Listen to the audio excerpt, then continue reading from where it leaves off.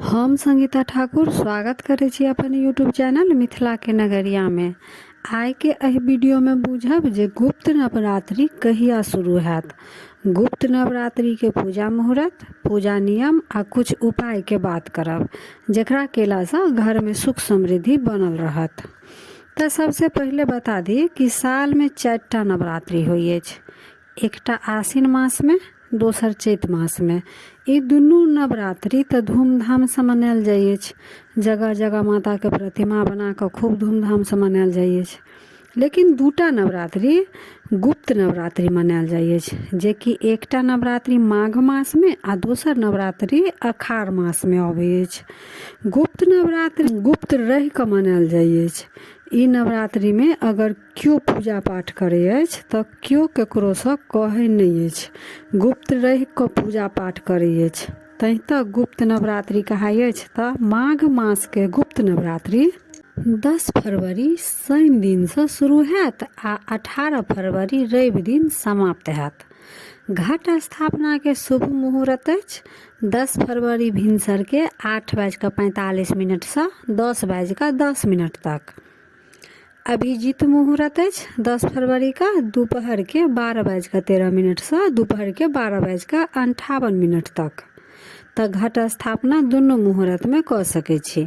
10 फरवरी के प्रतिपदा तिथि आरंभ भ जात भिनसर के 4:28 से आ प्रतिपदा तिथि समाप्त हैत 11 फरवरी के 11:47 पर। 17 फरवरी दुर्गा अष्टमी आ 18 फरवरी दुर्गा नवमी रहत। मान्यता अछि जे गुप्त नवरात्रि के पूजा व्रत सब कुछ गुप्त रखला पर पूर्ण फल के प्राप्ति हैत।